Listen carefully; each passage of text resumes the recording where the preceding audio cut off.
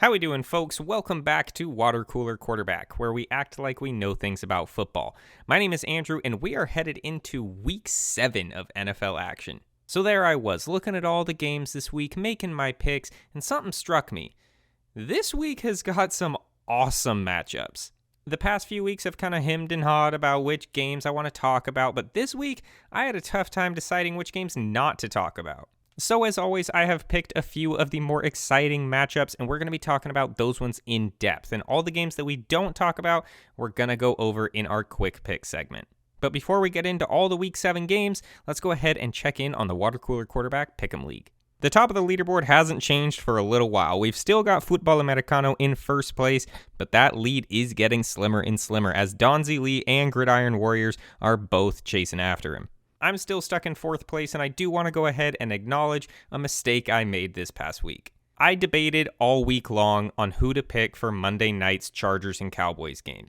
In fact, I recorded 2 different endings for that episode, and it wasn't until the final editing process that I actually decided which team I was going to pick. After all the back and forth, I finally made my decision and picked the Cowboys, so that is the version of the episode that went up on YouTube. However, with all of the debating I did all week long, I failed to change my pick in the Pick'em League. So I did end up still picking the Chargers in the Pick'em League, and it cost me a point.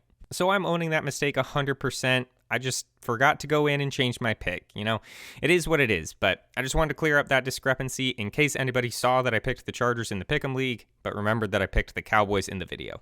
Now that you all know that I'm a bumbling moron that can't even get my own picks right, let's go ahead and get into this week's games. First up, we are going to talk about the red-hot Detroit Lions heading to Baltimore to take on the Ravens. The Lions are sitting at 5-1, tied for first place not only in the NFC, but in the entire NFL. The Lions' offense, or rather the Goffense, is in full swing, scoring nearly 30 points a game, 4th best in the NFL. Amon-Ra St. Brown is an elite-level wide receiver, averaging 12 yards per reception.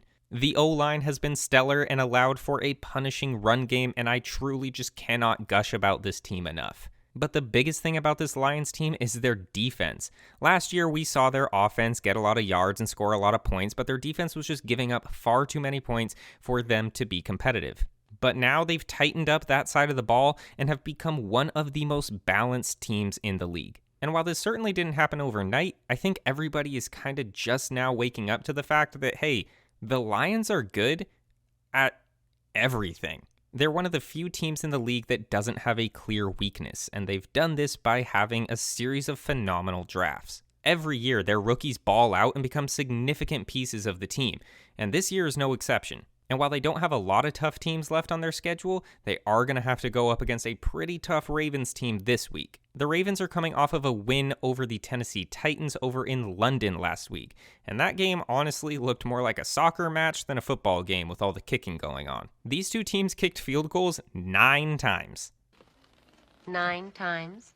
9 times.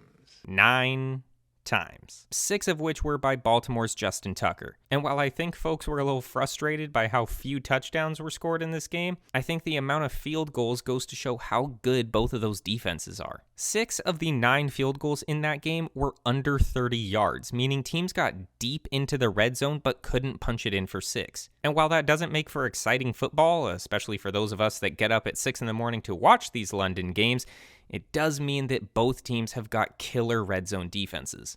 The Ravens have only allowed an average of 15 points a game this season, and that's enabled their offense, which at times has struggled, to still win games. Lamar Jackson and the Ravens offense have struggled to find consistency at times, but are more than capable of putting up a lot of points. So going up against a very good Lions team should make for a pretty interesting game. If the Ravens want to win, they'll have to limit the drops, allow Lamar Jackson to get in his zone, and have their defense keep down the Lions as long as possible. Will they be able to do that?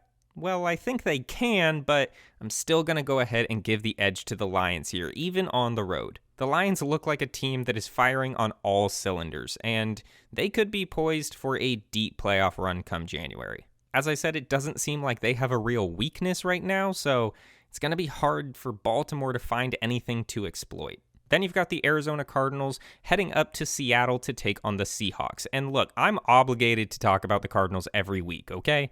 This game is going to be awful special for me because it's the first time since making this channel that my new team, the Cardinals, are taking on my former team, my home team, my childhood team, the Seahawks. But if we're getting into the specifics, last week was probably the worst outing for the Cardinals all year. They were competitive through the first half, but after halftime, they just got run all over by the LA Rams. The team is just not quite ready to compete, and last week really showed that. However, there is good news for Arizona because Kyler Murray's practice window has opened. He has come off of IR and he is back out on the field practicing with the team. And even though they probably won't have him for this game against Seattle, it's very likely that he will be making his debut at home in State Farm Stadium against the Ravens next week. So worry not, Bird Gang. Help is on the way. Help is on the way. As for the Seahawks, though, well, last week was a tough loss to the Bengals. The O-line failed Geno several times, allowing Cincy's pass rush to get home and seal the game at the very end. But really, there's not a whole lot to talk about in this game. My heart says Cardinals, but my brain says Seahawks, so I am going to be picking the Seahawks. No. Wait. No, I can't be picking my old team over my new one, especially with the news of Kyler coming back. I'm recording this the day that he just came off injured reserve. I don't care if it costs me a point. I'm riding with my new team. Let's go Cardinals. Look, it's Seattle. It's not going to be easy, but it is a division game, and I am blinded by those icy white uniforms. So let's get Josh Dobbs one more win, shall we? All right, now I want to go ahead and talk about the Chargers for a second. Okay, come here.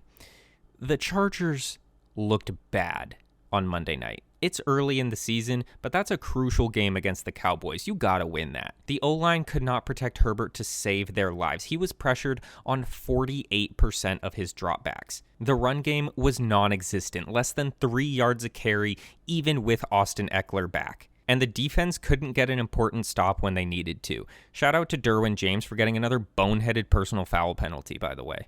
But that's not all. Look, I love Justin Herbert. I picked him for MVP this year. But the fact is, he was not good either. There were overthrows, inaccurate throws. There were late throws. He wasn't playing well. But this isn't new. In the Chargers' 3 losses this year, Herbert has had the ball in his hands ready to make a fourth quarter drive to win the game. And they have come up short again and again. 3 times. Now, that's not on one person in particular. Everybody deserves blame. But a lot of that blame falls on the quarterback. And I get it. The Cowboys' defense is really good. But the Chargers' offense is supposed to be lights out. Where is Quentin Johnston, by the way? Their first-round rookie wide receiver. Has he done anything? Are we going to put him on the field? What are we doing? When a team has this many issues, you've got to wonder if there's an overarching reason for that. The team played poorly, no doubt. But once again, I look at the coaching. Brandon Staley ain't it. And I truly believe that until he's gone, this LA team is not going anywhere. The point is, this team does not work all in tandem. And that is their main issue. And until they can get everyone firing on all cylinders at the same time, I mean, it's entirely possible that this team misses the playoffs. But you know what? That game's behind them. We're moving on, moving forward. Let's see who they're taking on this week. Oh, God. This looks pretty dire. But in all seriousness, games between Mahomes and Herbert have been incredibly close. Every single one of their 5 matchups has ended in a 1-score game and featured a lead change in the fourth quarter, so this game is gonna come down to the wire. Clearly, these teams play each other incredibly hard, and while the Chiefs haven't been playing outstanding this year, we've spent this entire segment talking about how dysfunctional the Chargers are, so I'm gonna have to go with the Chiefs on this one.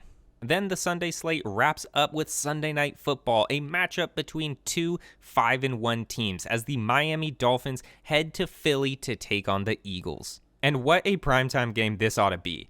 I know I've said that before and the games haven't been good, but I'm pretty sure I can't jinx this one. The Dolphins have scored 40 more points than the league's next best offense, and while they have been giving up a fair deal of points, they score so frequently and so effectively that it really hasn't mattered what the other team is doing. The Finns are coming off of a dominant performance against the Panthers last week, and they held Carolina's offense scoreless through the second, third, and fourth quarters of that game. Yes, I know it's just the Panthers, but holding any NFL offense scoreless through 3 quarters is a feat in and of itself. Meanwhile, the Eagles are coming off their first loss of the season at the hands of the New York Jets. And while some guys like A.J. Brown had some impressive stat lines, that offense just wasn't looking good. Jalen Hurts' 3 interceptions cost them that game. And while you could argue that only the last one was really his fault, well, that one was the nail in the coffin. But I've got to point out that the Eagles' defense has been fantastic, and Jalen Carter is more than worth that top 10 draft pick they used on him. So we've got 2 great teams facing off in primetime, and I've got to say that it being in Philadelphia is a big boost for the Eagles. But I also want to point out the narrative of this game. Those of you in the know have probably heard this story 100 times, and will probably hear it another 100 times throughout the Sunday night broadcast. But for those of you that don't know, these QBs have some history. Both Jalen Hurts and Tua Tagovailoa were quarterbacks at Alabama in college, and in 2018, the Crimson Tide rolled all the way to the national championship. Hurts was the starting quarterback, and going into halftime was down 13-0 to Georgia. And to start the third quarter, Hurts was benched in favor of Tua, who ended up leading the team back to a 26-23 victory in overtime to win the championship. After that, Hurts transferred to Oklahoma, leaving Alabama behind. And while Hurts was very professional about getting benched and eventually getting upstaged by his backup, you gotta imagine that going into this Sunday night matchup, he wants to go out and prove that he is the better quarterback. This is the first time that Hurts and Tua will be playing each other in their professional careers, and I'm sure that's all anybody's going to be talking about in this game. And with me being a sucker for a good storyline, I cannot wait to see what happens here. Ultimately, I do have the Dolphins winning this game with their unstoppable offense, but wouldn't it be poetic if Hurts came out like Rocky in Rocky 2? After suffering defeat in the first movie, coming back out in the sequel, defeating Apollo Creed, and proving himself to the world. And what better place to do it than Rocky's own Philadelphia? Well, we have talked about some really fun games heading into Week 7, but there's still a lot more to go through. So let's go ahead and get into Quick Picks, the segment where we go through and talk about all the remaining games in 1 sentence or less. Let's get into it. Raiders at Bears. This game is going to be a duel between backup quarterbacks, and without Justin Fields, well, Chicago is more Teddy than Grizzly. Browns at Colts. I am so sorry for what this defense is going to do to you, Gardner Minshew. Bills at Patriots. Beating up on Bill Belichick is just never going to get old for Bills Mafia. Commanders at Giants. New York hung in with the Bills for quite a while, but I don't see Washington losing this game. Falcons at Buccaneers. Desmond Ridder has been all over the place this season, and I think the Tampa defense takes advantage of that. Steelers at Rams. If LA's O-line holds up long enough to get the ball to Puka and Kupp, I think the Rams win this easy. Packers at Broncos. Hey, it's the Grossi Perna Bowl, and I think Tom will be happy by the end of it.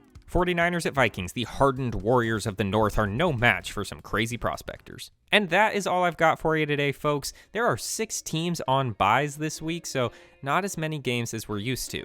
Be sure to drop a like on this video as it helps the channel out so much. And be sure to subscribe if you want more football news and analysis all season long. I'll catch up with all of you later after Week 7 wraps up. And until then, my name is Andrew, this is Water Cooler Quarterback, and I'll see you later. Bye-bye.